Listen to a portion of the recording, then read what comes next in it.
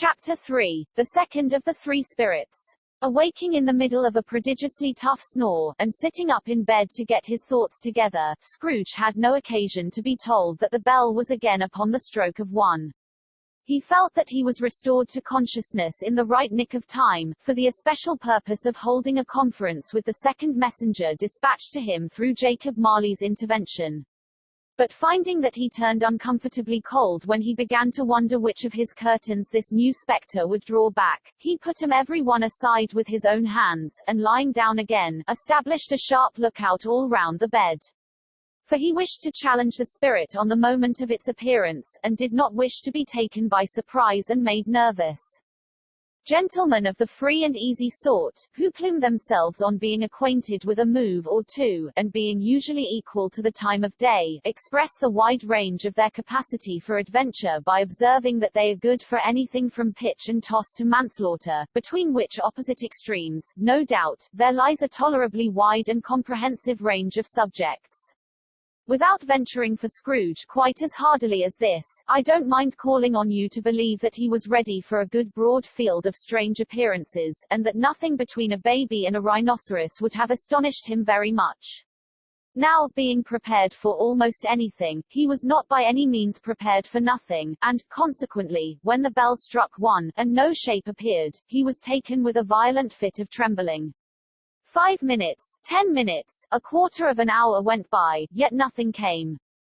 All this time, he lay upon his bed, the very core and center of a blaze of ruddy light, which streamed upon it when the clock proclaimed the hour, and which being only light, was more alarming than a dozen ghosts, as he was powerless to make out what it meant, or would be at, and was sometimes apprehensive that he might be at that very moment an interesting case of spontaneous combustion, without having the consolation of knowing it. At last, however, he began to think, as you or I would have thought at first, for it is always the person not in the predicament who knows what ought to have been done in it, and would unquestionably have done it too. At last, I say, he began to think that the source and secret of this ghostly light might be in the adjoining room, from whence, on further tracing it, it seemed to shine. This idea taking full possession of his mind, he got up softly and shuffled in his slippers to the door. The moment Scrooge's hand was on the lock, a strange voice called him by his name, and bade him enter. He obeyed. It was his own room. There was no doubt about that. But it had undergone a surprising transformation. The walls and ceiling were so hung with living green, that it looked a perfect grove, from every part of which, bright gleaming berries glistened. The crisp leaves of holly, mistletoe, and ivy reflected back the light, as if so many little mirrors had been scattered there, and such a mighty blaze went roaring up the chimney, as that dull petrifaction of a hearth had never known in Scrooge's time, or Marley's, or for many and many a winter season gone. Heaped up upon the floor, to form a kind of throne, were turkeys, geese, game, poultry, brawn, great joints of meat, sucking pigs, long wreaths of sausages, mince pies, plum puddings, barrels of oysters, red-hot chestnuts, cherry-cheeked apples, juicy oranges, luscious pears, immense twelfth cakes, and seething bowls of punch, that made the chamber dim with the delicious steam. In easy state upon this couch, there sat a jolly giant, glorious to see, who bore a glowing torch, in shape not unlike Plenty's horn, and held it up, high up, to shed its light on Scrooge, as he came peeping round the door. "Come in," exclaimed the ghost. "Come in, and know me better, man." Scrooge entered timidly, and hung his head before this spirit.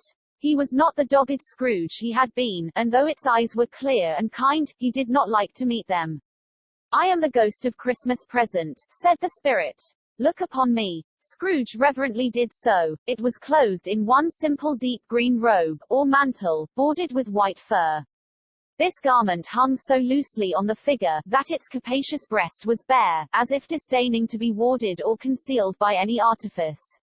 Its feet, observable beneath the ample folds of the garment, were also bare, and on its head it wore no other covering than a holly wreath set here and there with shining icicles. Its dark brown curls were long and free as its genial face, its sparkling eye, its open hand, its cheery voice, its unconstrained demeanor, and its joyful air. Girded round its middle was an antique scabbard, but no sword was in it, and the ancient sheath was eaten up with rust. You have never seen the like of me before, exclaimed the spirit. Never, Scrooge made answer to it. Have never walked forth with the younger members of my family, meaning, for I am very young, my elder brothers born in these later years, pursued the phantom. I don't think I have, said Scrooge. I am afraid I have not. Have you had many brothers, spirit? More than 1800, said the ghost. A tremendous family to provide for, muttered Scrooge. The ghost of Christmas present rose. Spirit, said Scrooge submissively, conduct me where you will. I went forth last night on compulsion, and I learnt a lesson which is working now. Tonight, if you have aught to teach me, let me profit by it. Touch my robe. Scrooge did as he was told, and held it fast. Holly, mistletoe, red berries, ivy, turkeys, geese, game, poultry, brawn, meat, pigs, sausages, oysters, pies, puddings, fruit, and punch, all vanished instantly. So did the room, the fire, the ruddy glow, the hour of night, and they stood in the city streets on Christmas morning, where, for the weather was severe, the people made a rough, but brisk and not unpleasant kind of music, in scraping the snow from the pavement in front of the dwellings, and from the tops of their houses, whence it was mad delight to the boys to see it come plumping down into the road below, and splitting into artificial little snowstorms. The house fronts looked black enough, and the windows blacker, contrasting with the smooth white sheet of snow upon the roofs, and with the dirtier snow upon the ground, which last deposit had been ploughed up in deep furrows by the heavy wheels of carts and wagons, furrows that crossed and re-crossed each other hundreds of times where the great streets branched off, and made intricate channels, hard to trace, in the thick yellow mud and icy water. The sky was gloomy, and the shortest streets were choked up with a dingy mist, half-thawed half-frozen, whose heavier particles descended in a shower of sooty atoms, as if all the chimneys in Great Britain had, by one consent, caught fire, and were blazing away to their dear heart's content. There was nothing very cheerful in the climate or the town, and yet was there an air of cheerfulness abroad that the clearest summer air and brightest summer sun might have endeavored to diffuse in vain. For the people who were shoveling away on the housetops were jovial and full of glee, calling out to one another from the parapets, and now and then exchanging a facetious snowball, better-natured missile far than many a wordy jest, laughing heartily if it went right, and not less heartily if it went wrong. The poulterers' shops were still half open, and the fruiterers were radiant in their glory.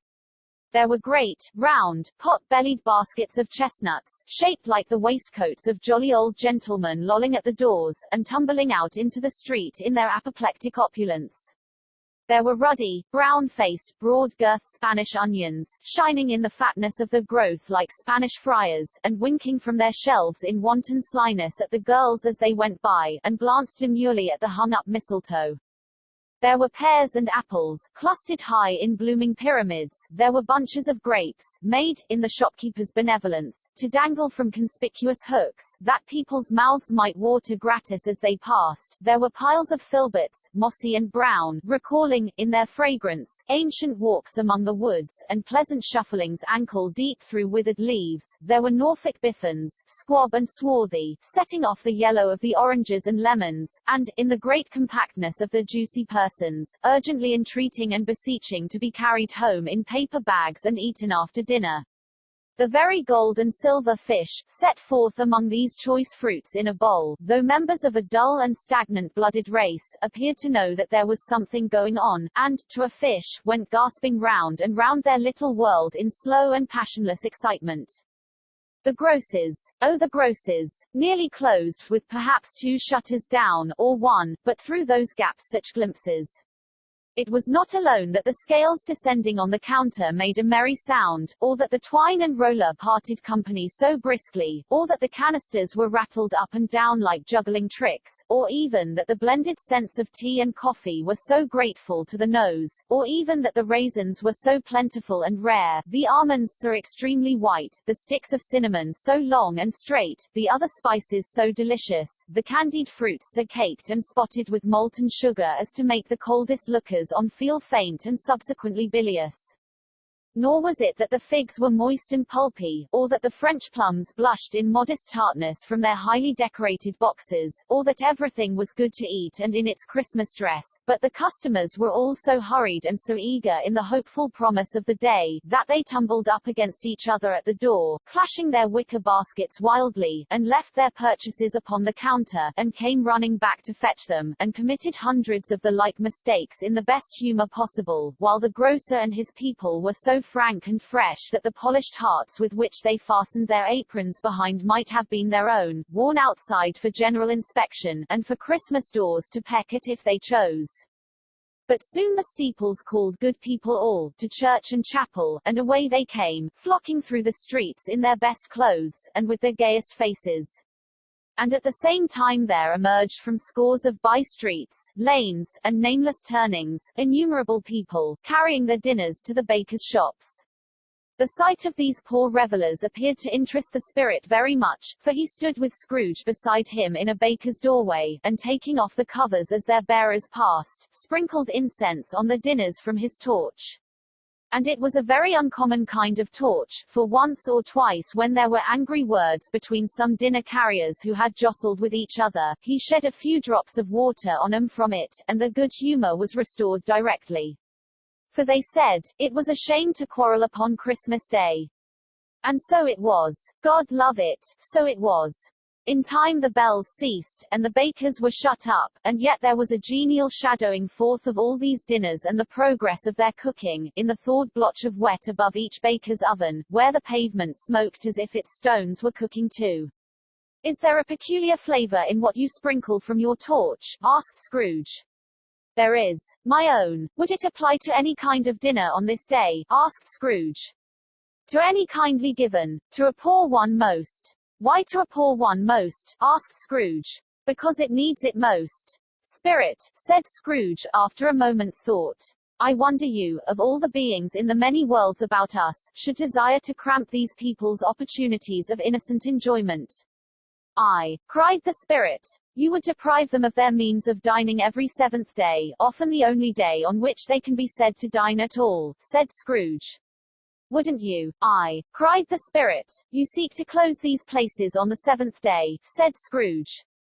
And it comes to the same thing. I seek, exclaimed the spirit. Forgive me if I am wrong. It has been done in your name, or at least in that of your family, said Scrooge. There are some upon this earth of yours, returned the spirit, who lay claim to know us, and who do the deeds of passion, pride, ill will, hatred, envy, bigotry, and selfishness in our name, who are as strange to us and all our kith and kin, as if they had never lived. Remember that, and charge their doings on themselves, not us. Scrooge promised that he would, and they went on, invisible, as they had been before, into the suburbs of the town.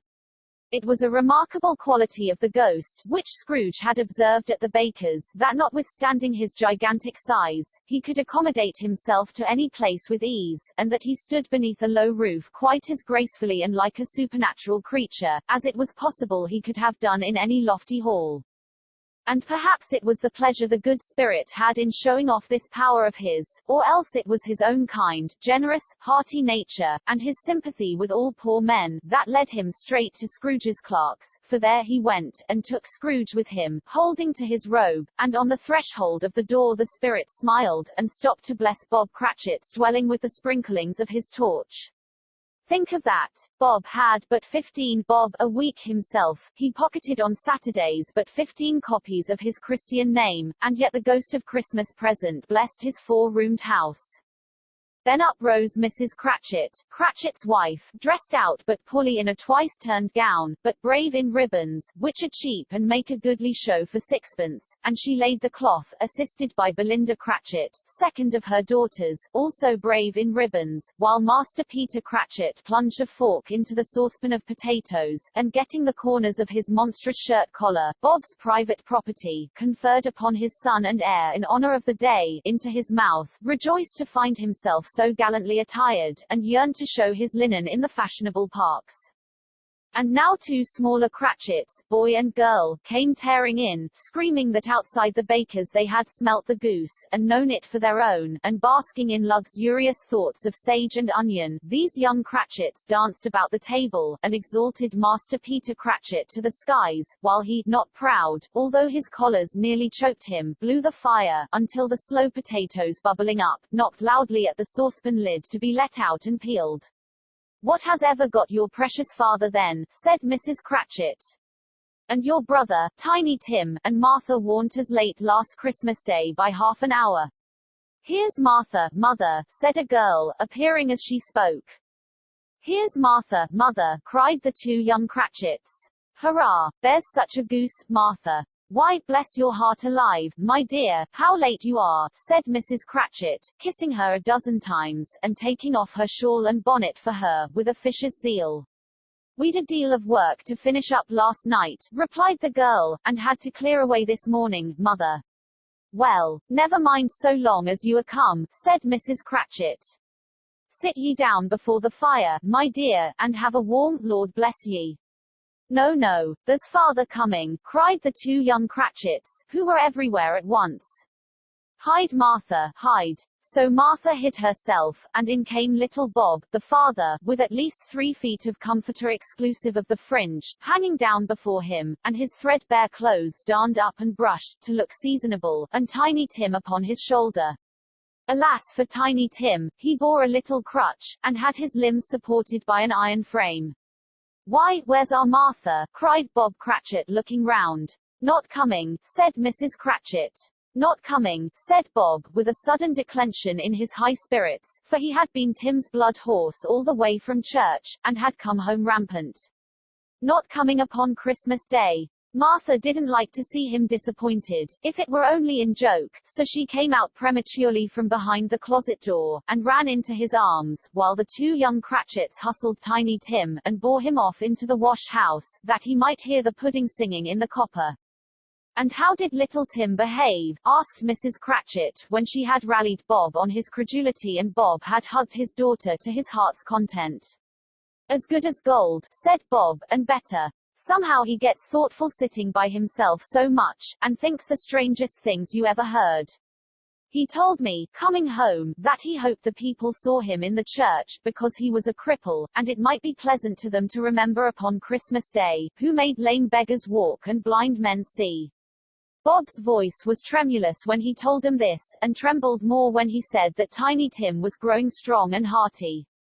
His active little crutch was heard upon the floor, and back came Tiny Tim before another word was spoken, escorted by his brother and sister to his stool beside the fire, and while Bob, turning up his cuffs, as if, poor fellow, they were capable of being made more shabby, compounded some hot mixture in a jug with gin and lemons, and stirred it round and put it on the hob to simmer, Master Peter and the two ubiquitous young Cratchits went to fetch the goose, with which they soon returned in high procession. Such a bustle ensued that you might have thought a goose the rarest of all birds, a feathered phenomenon, to which a black swan was a matter of course, and in truth it was something very like it in that house.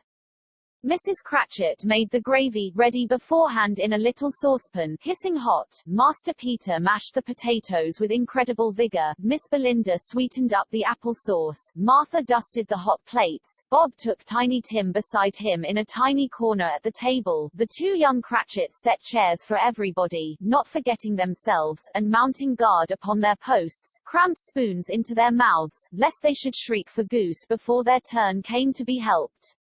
At last the dishes were set on, and grace was said. It was succeeded by a breathless pause, as Mrs. Cratchit, looking slowly all along the carving knife, prepared to plunge it in the breast, but when she did, and when the long-expected gush of stuffing issued forth, one murmur of delight arose all round the board, and even Tiny Tim, excited by the two young Cratchits, beat on the table with the handle of his knife, and feebly cried hurrah. There never was such a goose. Bob said he didn't believe there ever was such a goose cooked. Its tenderness and flavor, size and cheapness, were the themes of universal admiration. Eked out by the apple sauce and mashed potatoes, it was a sufficient dinner for the whole family. Indeed, as Mrs. Cratchit said with great delight, surveying one small atom of a bone upon the dish, they hadn't ate it all at last. Yet everyone had had enough, and the youngest Cratchits in particular, were steeped in sage and onion to the eyebrows. But now, the plates being changed by Miss Belinda, Mrs. Cratchit left the room alone, too nervous to bear witnesses, to take the pudding up, and bring it in. Suppose it should not be done enough. Suppose it should break in turning out. Suppose somebody should have got over the wall of the backyard, and stolen it, while they were merry with the goose, a supposition at which the two young Cratchits became livid. All sorts of horrors were supposed. Hallo! A great deal of steam. The pudding was out of the copper. A smell like a washing day. That was the cloth. A smell like an eating house, and a pastry cook's next door to each other, with a laundress's next door to that. That was the pudding. In half a minute Mrs. Cratchit entered, flushed, but smiling proudly, with the pudding, like a speckled cannon-ball, so hard and firm, blazing in half a quartern of ignited brandy, and bedight with Christmas holly stuck into the top. Oh, a wonderful pudding! Bob Cratchit said, and calmly too, that he regarded it as the greatest success achieved by Mrs. Cratchit since their marriage. Mrs. Cratchit said that now the weight was off her mind, she would confess she had had her doubts about the quantity of flour. Everybody had something to say about it, but nobody said or thought it was at all a small pudding for a large family. It would have been flat heresy to do so. Any Cratchit would have blushed to hint at such a thing. At last the dinner was all done, the cloth was cleared, the hearth swept, and the fire made up. The compound in the jug being tasted and considered perfect, apples and oranges were put upon the table, and a shovel full of chestnuts on the fire. Then all the Cratchit family drew round the hearth, in what Bob Cratchit called a circle, meaning half a one, and at Bob Cratchit's elbow stood the family display of glass, 2 tumblers, and a custard cup without a handle. These held the hot stuff from the jug, however, as well as golden goblets would have done, and Bob served it out with beaming looks, while the chestnuts on the fire sputtered and crackled noisily. Then Bob proposed, "A Merry Christmas to us all, my dears." "God bless us," which all the family re-echoed. "God bless us everyone," said Tiny Tim, the last of all. He sat very close to his father's side, upon his little stool. Bob held his withered little hand in his, as if he loved the child, and wished to keep him by his side, and dreaded that he might be taken from him. "Spirit," said Scrooge, with an interest he had never felt before, "tell me if Tiny Tim will live." "I see a vacant swat," replied the ghost, "in the poor chimney corner, and a crutch without an owner, carefully preserved. If these shadows remain unaltered by the future, the child will die." "No, no," said Scrooge. "Oh no, kind spirit. Say he will be spared. If these shadows remain unaltered by the future, none other of my race," returned the ghost, "will find him here. What then? If he be like to die, he had better do it, and decrease the surplus population." Scrooge hung his head to hear his own words quoted by the spirit, and was overcome with penitence and grief. "Man," said the ghost, "if man you be in heart, not adamant, forbear that wicked cant until you have discovered what the surplus is, and where it is. Will you decide what men shall live, what men shall die? It may be, that in the sight of heaven, you are more worthless and less fit to live than millions like this poor man's child. O God, to hear the insect on the leaf pronouncing on the too much life among his hungry brothers in the dust." Scrooge bent before the ghost's rebuke, and trembling cast his eyes upon the ground. But he raised them speedily, on hearing his own name. "Mr. Scrooge," said Bob, "I'll give you Mr. Scrooge, the founder of the feast." "The founder of the feast indeed," cried Mrs. Cratchit, reddening. "I wish I had him here. I'd give him a piece of my mind to feast upon, and I hope he'd have a good appetite for it." "My dear," said Bob, "the children, Christmas Day. It should be Christmas Day, I am sure," said she, "on which one drinks the health of such an odious, stingy, hard, unfeeling man as Mr. Scrooge. You know he is, Robert. Nobody knows it better than you do, poor fellow." "My dear," was Bob's mild answer, "Christmas Day. I'll drink his health for your sake in the days," said Mrs. Cratchit, "not for his." Long life to him, a Merry Christmas and a Happy New Year. He'll be very merry and very happy, I have no doubt. The children drank the toast after her. It was the first of their proceedings which had no heartiness in it. Tiny Tim drank it last of all, but he didn't care twopence for it. Scrooge was the ogre of the family. The mention of his name cast a dark shadow on the party, which was not dispelled for full 5 minutes. After it had passed away, they were 10 times merrier than before, from the mere relief of Scrooge the baleful being done with.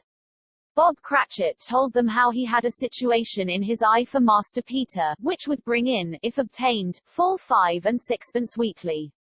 The 2 young Cratchits laughed tremendously at the idea of Peter's being a man of business, and Peter himself looked thoughtfully at the fire from between his collars, as if he were deliberating what particular investments he should favor when he came into the receipt of that bewildering income.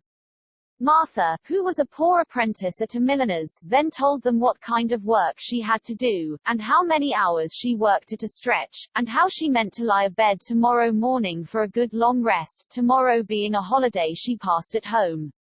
Also how she had seen a countess and a lord some days before, and how the lord was much about as tall as Peter, at which Peter pulled up his collars so high that you couldn't have seen his head if you had been there. All this time the chestnuts and the jug went round, and by they had a song, about a lost child travelling in the snow, from Tiny Tim, who had a plaintive little voice, and sang it very well indeed. There was nothing of high mark in this. They were not a handsome family, they were not well dressed, their shoes were far from being waterproof, their clothes were scanty, and Peter might have known, and very likely did, the inside of a pawnbroker's. But they were happy, grateful, pleased with one another, and contented with the time, and when they faded, and looked happier yet in the bright sprinklings of the spirit's torch at parting, Scrooge had his eye upon 'em, and especially on Tiny Tim, until the last. By this time it was getting dark, and snowing pretty heavily, and as Scrooge and the spirit went along the streets, the brightness of the roaring fires in kitchens, parlors, and all sorts of rooms, was wonderful. Here, the flickering of the blaze showed preparations for a cozy dinner, with hot plates baking through and through before the fire, and deep red curtains, ready to be drawn, to shut out cold and darkness. There, all the children of the house were running out into the snow to meet their married sisters, brothers, cousins, uncles, aunts, and be the first to greet them. Here, again, were shadows on the window blind of guests assembling, and there a group of handsome girls, all hooded and fur-booted, and all chattering at once, tripped lightly off to some near neighbor's house, where, woe upon the single man who saw them enter, artful witches, well they knew it, in a glow. But if you had judged from the numbers of people on their way to friendly gatherings, you might have thought that no one was at home to give them welcome when they got there, instead of every house expecting company, and piling up its fires half-chimney high. Blessings on it, how the ghost exulted! How it bared its breadth of breast, and opened its capacious palm, and floated on, outpouring, with a generous hand, its bright and harmless mirth on everything within its reach. The very lamplighter, who ran on before dotting the dusky street with specks of light, and who was dressed to spend the evening somewhere, laughed out loudly as the spirit passed, though little kenned the lamplighter that he had any company but Christmas. And now, without a word of warning from the ghost, they stood upon a bleak and desert moor, where monstrous masses of rude stone were cast about, as though it were the burial place of giants, and water spread itself wheresoever it listed, or would have done so, but for the frost that held it prisoner, and nothing grew but moss and furze, and coarse, rank grass. Down in the west the setting sun had left a streak of fiery red, which glared upon the desolation for an instant, like a sullen eye, and frowning lower, lower yet, was lost in the thick gloom of darkest night. "What place is this?" asked Scrooge. "A place where miners live, who labor in the bowels of the earth," returned the spirit. "But they know me. See!" A light shone from the window of a hut, and swiftly they advanced towards it. Passing through the wall of mud and stone, they found a cheerful company assembled round a glowing fire. An old man and woman, with their children and their children's children, and another generation beyond that, all decked out gaily in their holiday attire. The old man, in a voice that seldom rose above the howling of the wind upon the barren waste, was singing him a Christmas song. It had been a very old song when he was a boy, and from time to time they all joined in the chorus. So surely as they raised their voices, the old man got quite blithe and loud, and so surely as they stopped, his vigor sank again. The spirit did not tarry here, but bade Scrooge hold his robe, and passing on above the moor, sped whither? Not to sea. To Scrooge's horror, looking back, he saw the last of the land, a frightful range of rock, behind them, and his ears were deafened by the thundering of water, as it rolled, and roared, and raged among the dreadful caverns it had worn, and fiercely tried to undermine the earth. Built upon a dismal reef of sunken rocks, some league or so from shore, on which the waters chafed and dashed, the wild year through, there stood a solitary lighthouse. Great heaps of seaweed clung to its base, and storm birds, born of the wind one might suppose, as seaweed of the water, rose and fell about it, like the waves they skimmed. But even here, two men who watched the light had made a fire, that through the loophole in the thick stone wall shed out a ray of brightness on the awful sea. Joining their horny hands over the rough table at which they sat, they wished each other Merry Christmas in their can of grog, and one of them, the elder, too, with his face all damaged and scarred with hard weather, as the figurehead of an old ship might be, struck up a sturdy song that was like a gale in itself. Again the ghost sped on, above the black and heaving sea, on, until, being far away, as he told Scrooge, from any shore, they lighted on a ship. They stood beside the helmsman at the wheel, the lookout in the bow, the officers who had the watch, dark, ghostly figures in their several stations, but every man among them hummed a Christmas tune, or had a Christmas thought, or spoke below his breath to his companion of some bygone Christmas day, with homeward hopes belonging to it. And every man on board, waking or sleeping, good or bad, had had a kinder word for another on that day than on any day in the year, and had shared to some extent in its festivities, and had remembered those he cared for at a distance, and had known that they delighted to remember him. It was a great surprise to Scrooge, while listening to the moaning of the wind, and thinking what a solemn thing it was to move on through the lonely darkness over an unknown abyss, whose depths were secrets as profound as death. It was a great surprise to Scrooge, while thus engaged, to hear a hearty laugh.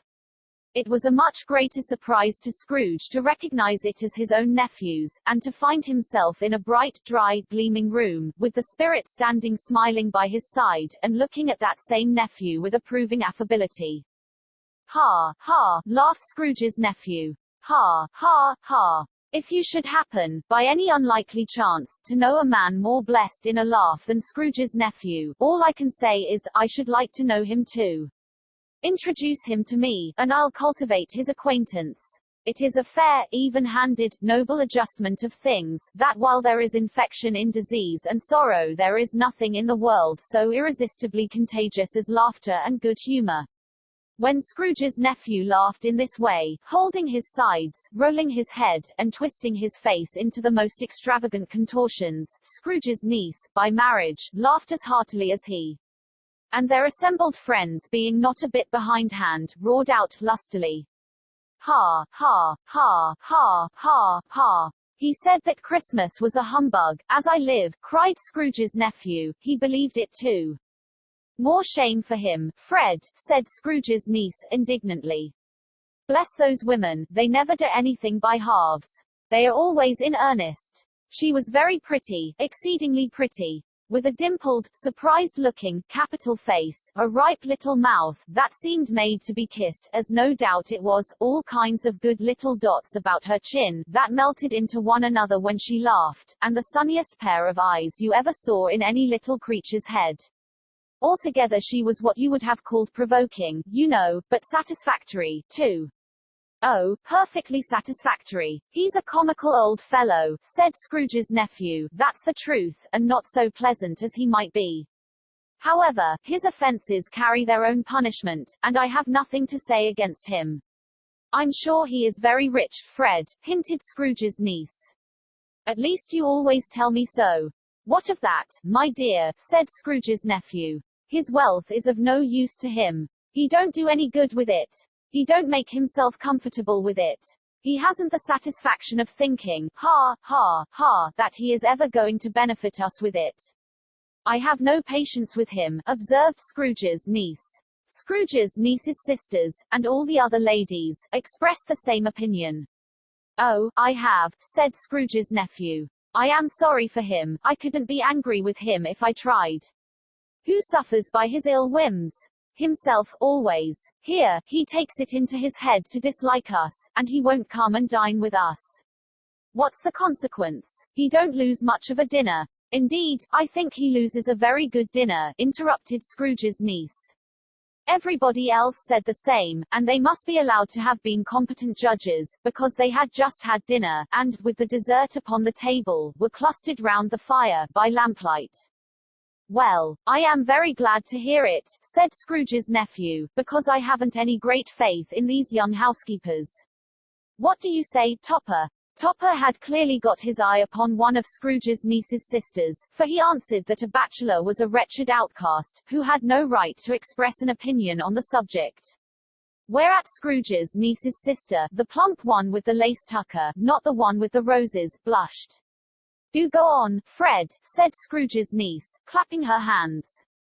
He never finishes what he begins to say. He is such a ridiculous fellow. Scrooge's nephew revelled in another laugh, and as it was impossible to keep the infection off, though the plump sister tried hard to do it with aromatic vinegar, his example was unanimously followed. I was only going to say, said Scrooge's nephew, that the consequence of his taking a dislike to us, and not making merry with us, is, as I think, that he loses some pleasant moments, which could do him no harm.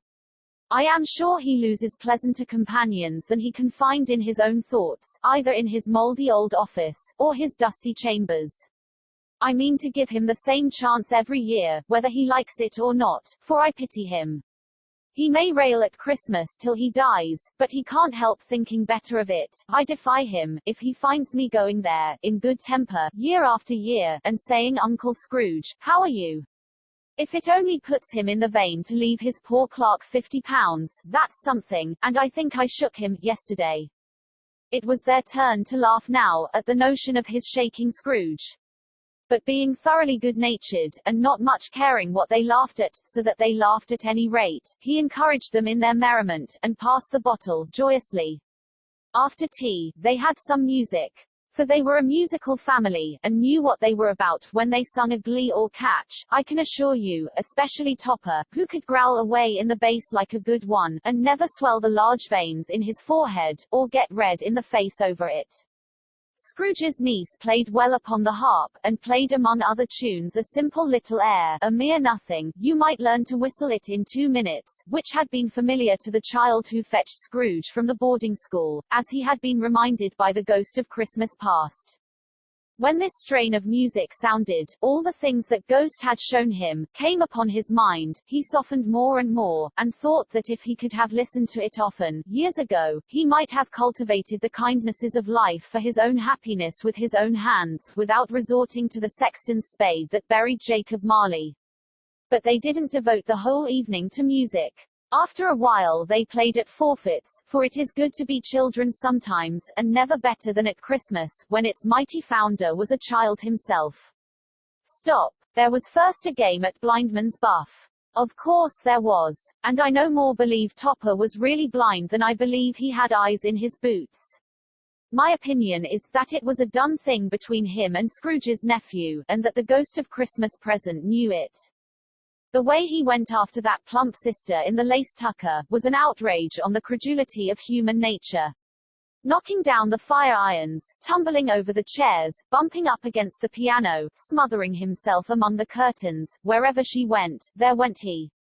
He always knew where the plump sister was. He wouldn't catch anybody else. If you had fallen up against him, as some of them did, and stood there, he would have made a feint of endeavoring to seize you, which would have been an affront to your understanding, and would instantly have sidled off in the direction of the plump sister. She often cried out that it wasn't fair, and it really was not. But when at last, he caught her, when, in spite of all her silken rustlings, and her rapid flutterings past him, he got her into a corner whence there was no escape, then his conduct was the most execrable. For his pretending not to know her, his pretending that it was necessary to touch her headdress, and further to assure himself of her identity by pressing a certain ring upon her finger, and a certain chain about her neck, was vile, monstrous. No doubt she told him her opinion of it, when, another blind man being in office, they were so very confidential together, behind the curtains. Scrooge's niece was not one of the blind man's buff party, but was made comfortable with a large chair and a footstool, in a snug corner, where the ghost and Scrooge were close behind her. But she joined in the forfeits, and loved her love to admiration with all the letters of the alphabet. Likewise at the game of how, when, and where, she was very great, and to the secret joy of Scrooge's nephew, beat her sisters hollow, though they were sharp girls too, as Topper could have told you. There might have been 20 people there, young and old, but they all played, and so did Scrooge, for, wholly forgetting in the interest he had in what was going on, that his voice made no sound in their ears, he sometimes came out with his guess quite loud, and very often guessed right, too, for the sharpest needle, best Whitechapel, warranted not to cut in the eye, was not sharper than Scrooge, blunt as he took it in his head to be. The ghost was greatly pleased to find him in this mood, and looked upon him with such favor that he begged like a boy to be allowed to stay until the guests departed.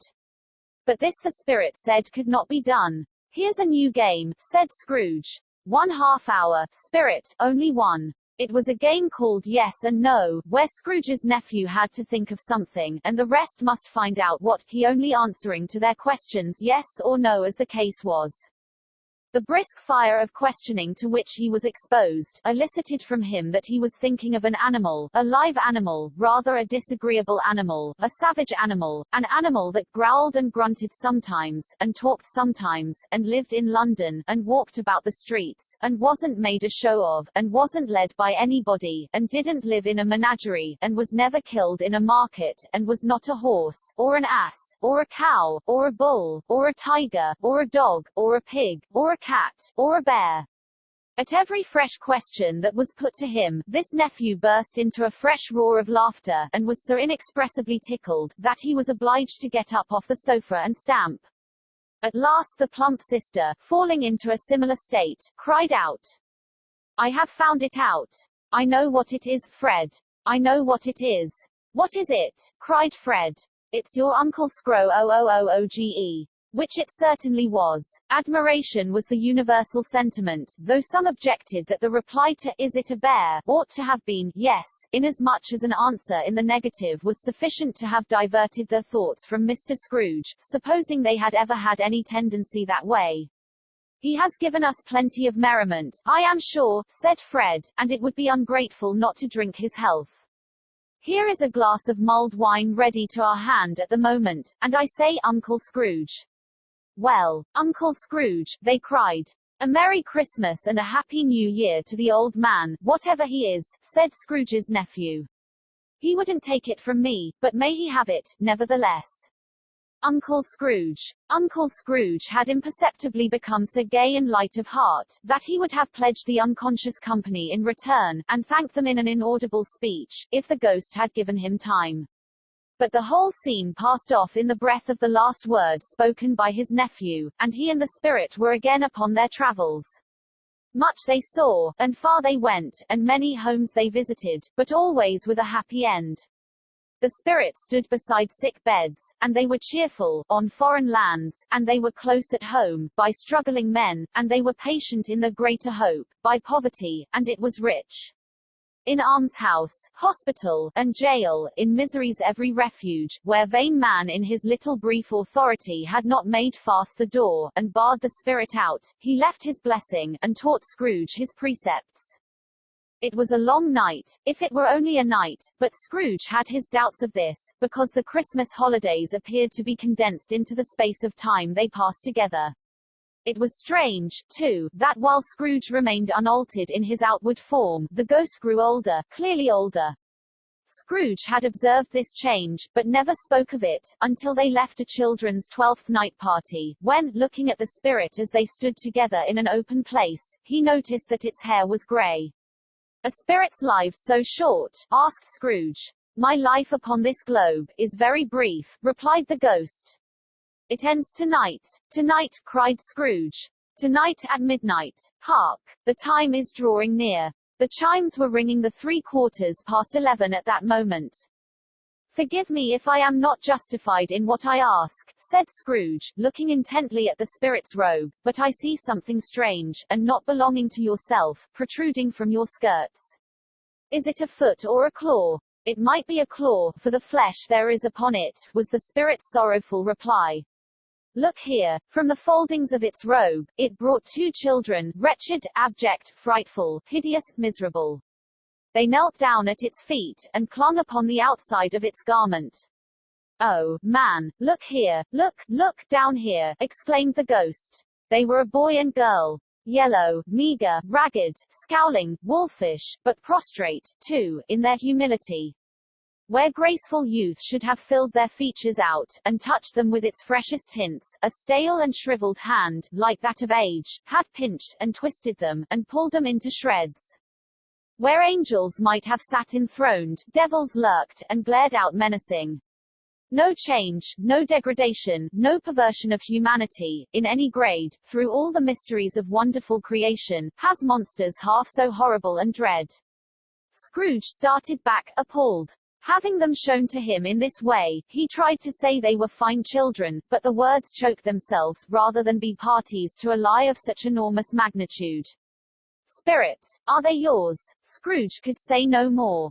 They are man's, said the spirit, looking down upon them. And they cling to me, appealing from their fathers. This boy is ignorance.